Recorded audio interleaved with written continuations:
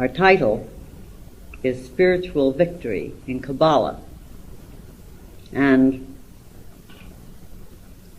the entire aspect of victory, of course, and just what is meant by victory in our terms as against what we might think of as being victory, as will be discussed at least in part.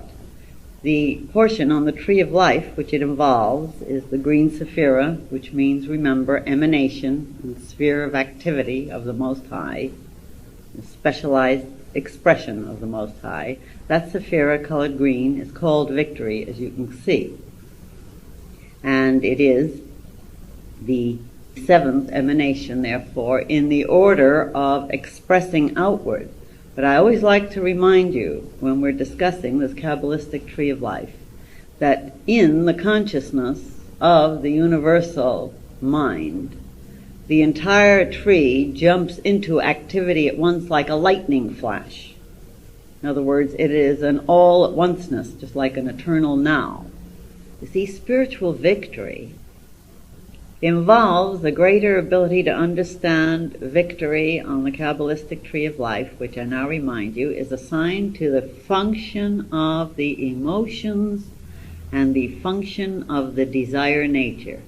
Indeed, desire as such, in you, in me, in what we might call a god, or a master of wisdom, or a fool.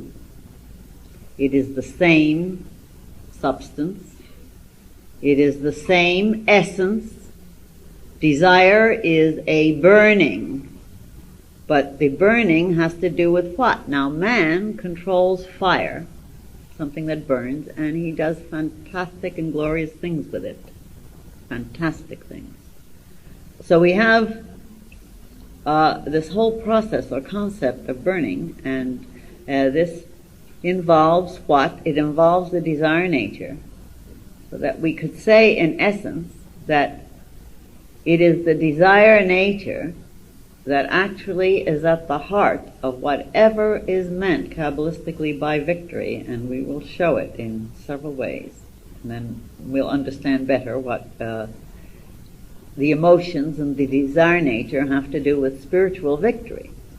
Because surely all of us have come to recognize by now that every bit of our capacity to aspire to something better or greater comes from desire. We do not move from here to there unless there's desire. We do not move one iota without desire. The whole movement of anything and everything has as its base, or as its root, the emotions, of which desire is the heart. We think too often of desire as being tied up only with things negative, forgetting consistently that aspiration is desire. It is a refined desire. But it is a burning desire when it is a burning aspiration.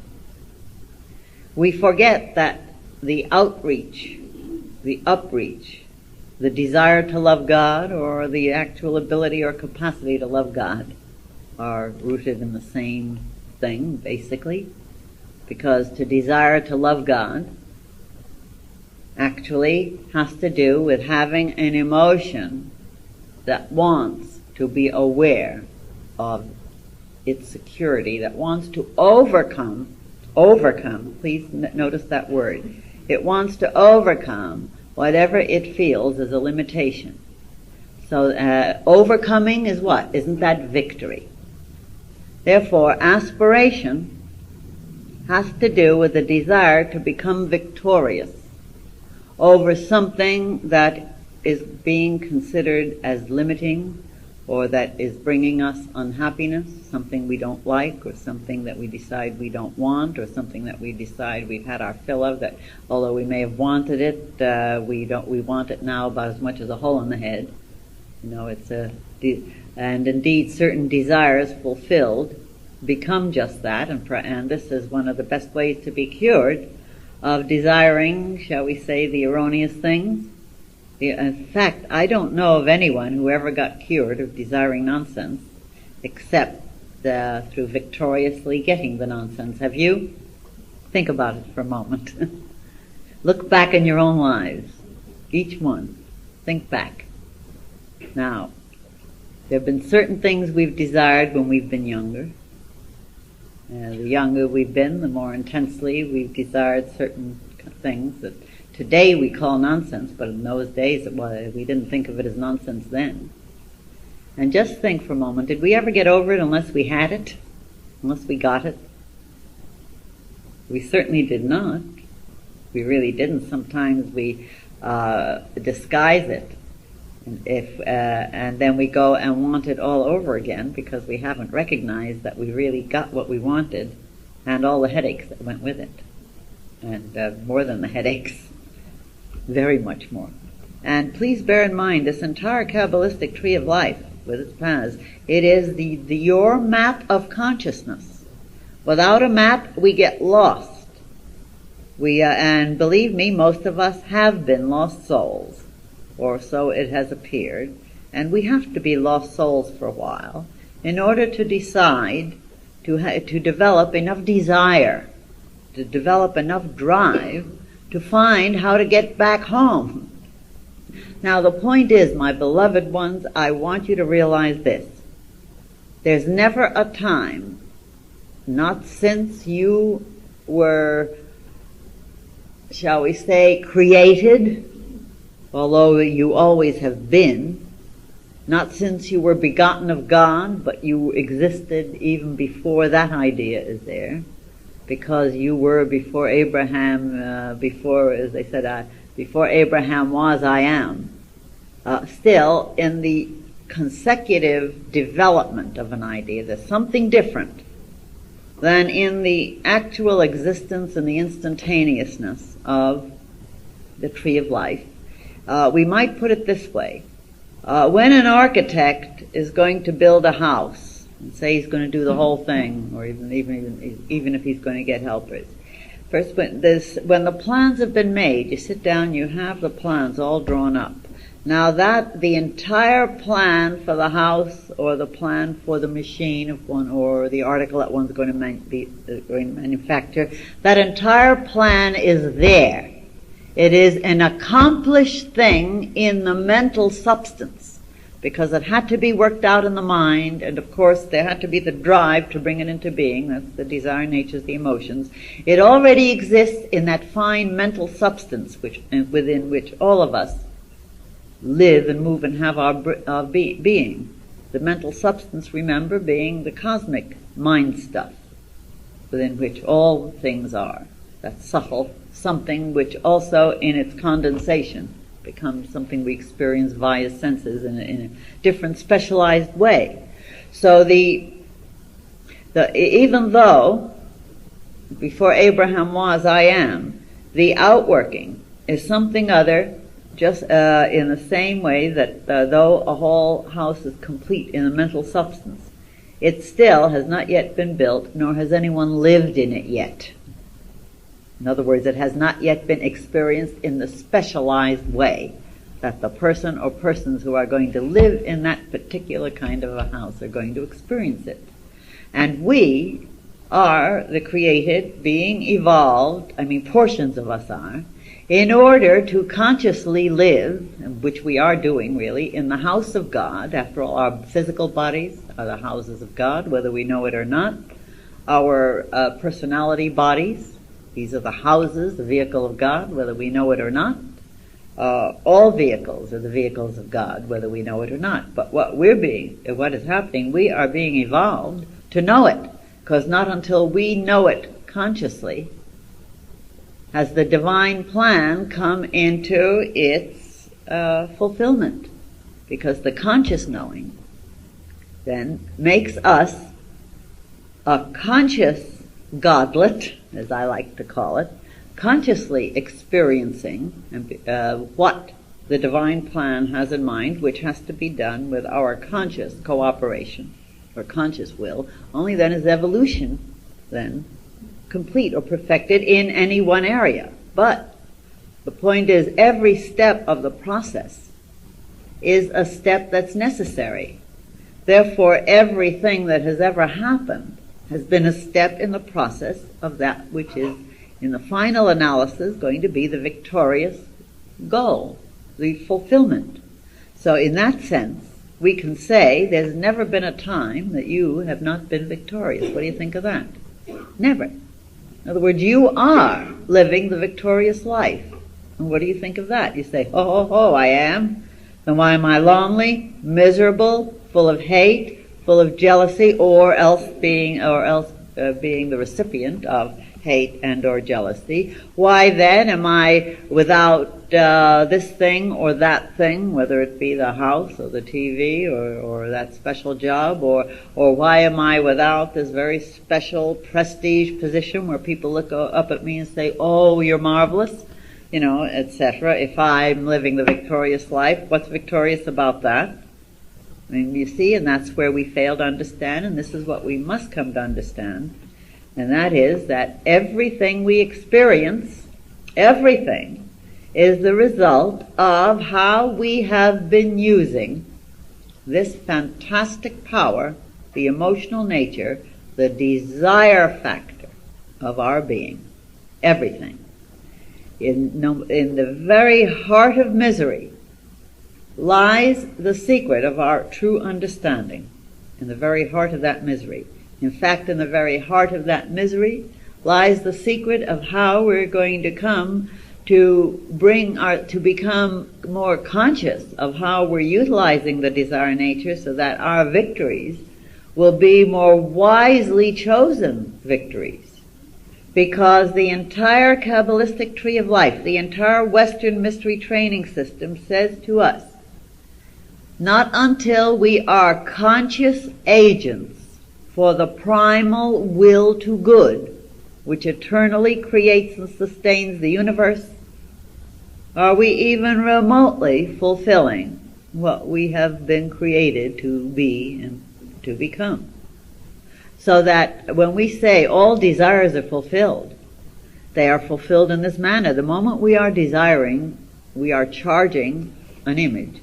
It is a meditation. Everything that we experience is the result of meditation. Learning how to meditate, we make some fantastically gross things. In other words, we create very, very poorly. And how else could we create? How do you expect a child to draw or paint when it's first being taught to be an artist? What kind of music do you hear from a child first being taught how to become a musician? And yet, isn't it a necessary preliminary for the beautiful, exquisite music that finally develops when a person keeps working and perfecting themselves in order to become more and more of a master of that particular method of expression? Well, in the same way, this is how evolution works. And of course, human beings who are still tied to the idea of desiring material things, not that there's anything wrong with material things, mind you. They're fine if we know how to understand them and how to use them, instead of letting them use us. We're talking about learning how to understand and control and direct. But it is in recognizing the different levels of desire, it is in learning how to train our desire nature to desire more and more of that which is worthwhile. It is through the experiences we have had through many incarnations indeed. It is through all the fulfillments, in other words, it is through all the victories desire has attained, which it has, through many incarnations, that we develop the discrimination, that we develop the spirituality, that we develop the recognition of the fact that we have to learn how to, what you might call, sensitize our desire nature. Purifying the desire nature then has to do not with killing it out, not with damping it down, but learning how to redirect the desire because of what changes in us. What we desire actually changes once we have come to see that sorrow is the twin bedfellow of desires that are of the lower levels, or that are hold the coarser aspects of substance. So finally, out of these experiences, we come to the point where, because of our victories, because the soul deep inside of us, even when the conscious mind does not yet know it, the soul deep inside of us recognizes the fantastic power of its desire and has had all of the repercussions of the warped kind of desiring. It starts reaching to the upper, to the higher. It starts desiring God. And in desiring God, in our Western occult training system, we have to know and realize that this does not mean we are also at the same time saying, well, I desire God, so I have no use anymore for relationships with people. I have no use anymore for anything like, shall we say, comfort. If you have no use for comfort and only want God, whatever you have you lose. To him who hath shall be given, to him who hath not, even that which he hath shall be taken away.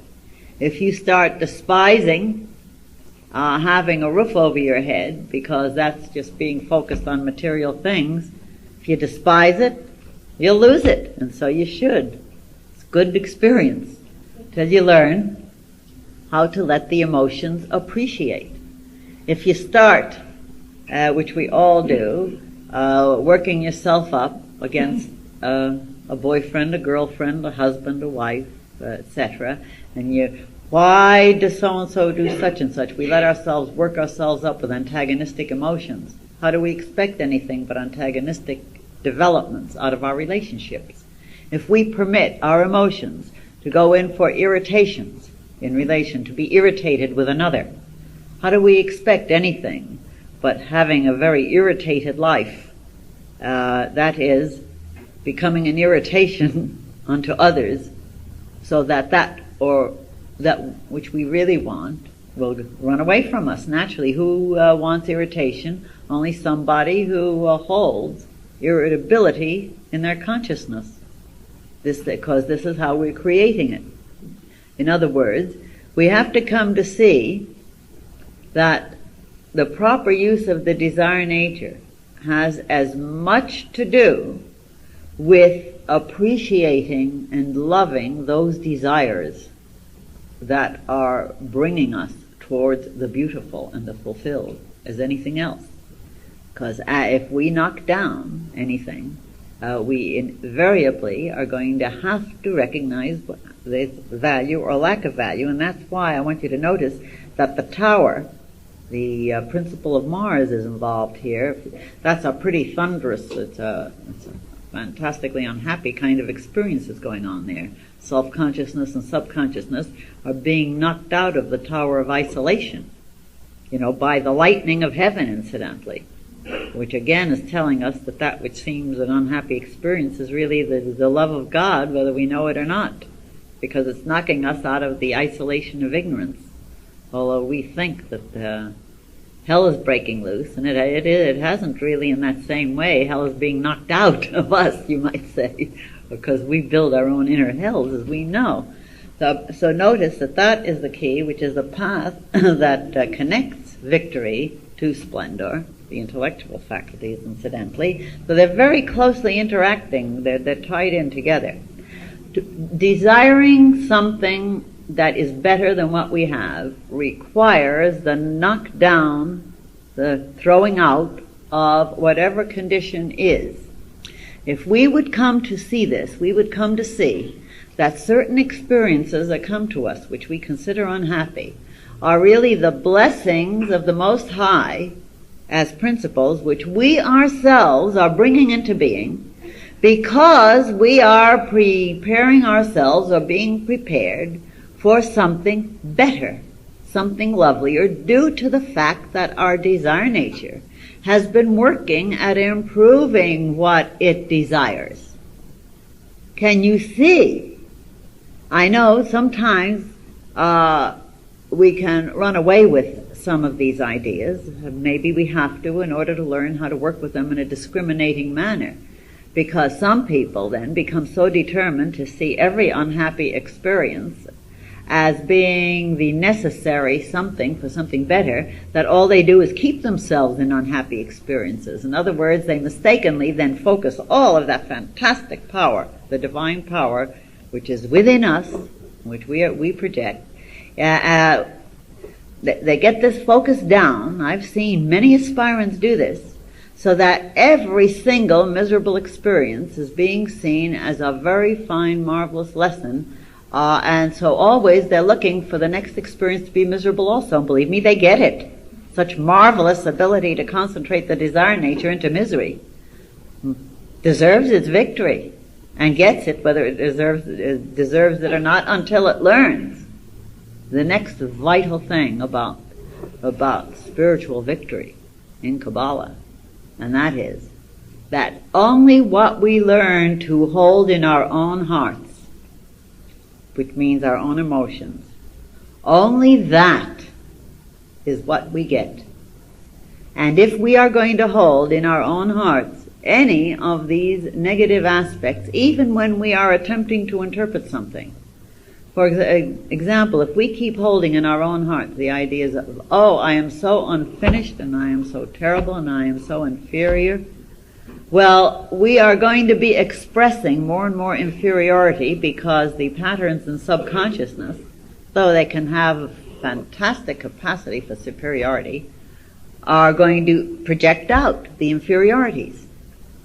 The spiritual victory, as I've been trying to point out in subtle ways, and some perhaps not so subtle, has to do with the fact that the focused emotions with the direction of desire always gets what it wants. Some things it takes more than one incarnation, but it always gets what it wants. Until finally, and it's finally, it gets to the point where it says, ye gods, I'm tired of letting my emotions focus in on all of the nonsense of the mass mind.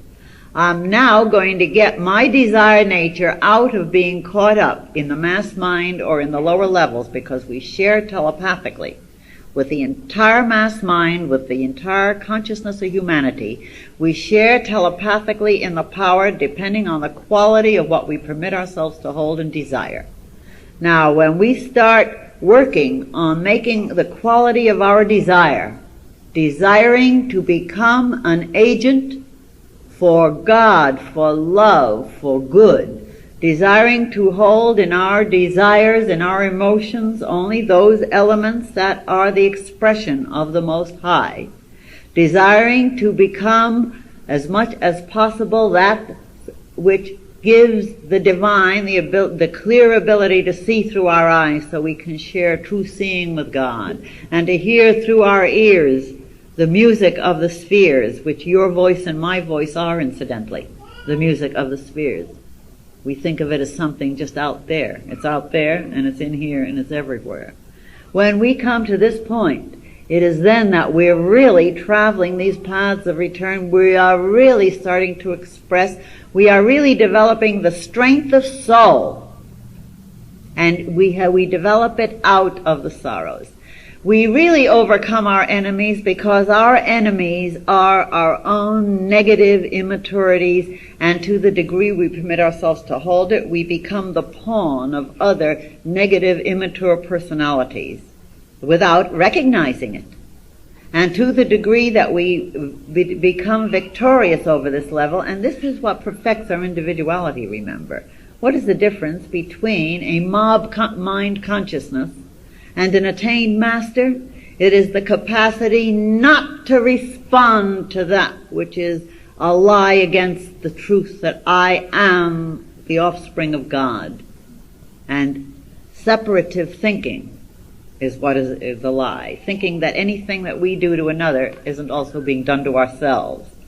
The true spiritual victory has to do with seeing everything as being an aspect of God and loving it and training ourselves to love it. and training ourselves to love it in the ways that Jesus expressed. True spiritual victory, then, in Kabbalah, has to do with becoming victorious over being the pawn of that in us which is less, and making ourselves the agent for that which is the higher. And that is what you already are in far greater measure than you have been able to see. You would not be sitting here as spiritual aspirants if you were not already charged with the divine flame. You would not be sitting here trying to find out how to more perfectly work in this area of self-transmutation if you had not already become victorious to a fantastic degree, because you are now upon that rung of the ladder where you are developing more and more ability and capacity to be victorious over the lower animal nature vital soul, to develop the fantastic beauty to become the receivers of the divine love. We are but conscious because God, everything from the above, is imparting itself to us. We, you, everyone here has become a wider, deeper cup receiving this divine love, this divine power, this divine essence of knowledge. In other words, the determination of the goal, and that goal is victorious. That goal has victory already in it. The house has already been built in the consciousness of God. The end is already absolute. It is only up to you and me to more thoroughly, firmly, completely, and consistently work with that goal, and we are far more towards it, my beloved ones, than we realize. Remember, you are the higher self, basically. Your true I am is the I am that cannot fail. Your true center of beingness is rich with the downpourings of God. You have the power now to attain the final victory, which incidentally is over death itself, because you right now are already being prepared to become aware of your eternal, immortal, and absolutely inexorable perfection. Let's live it.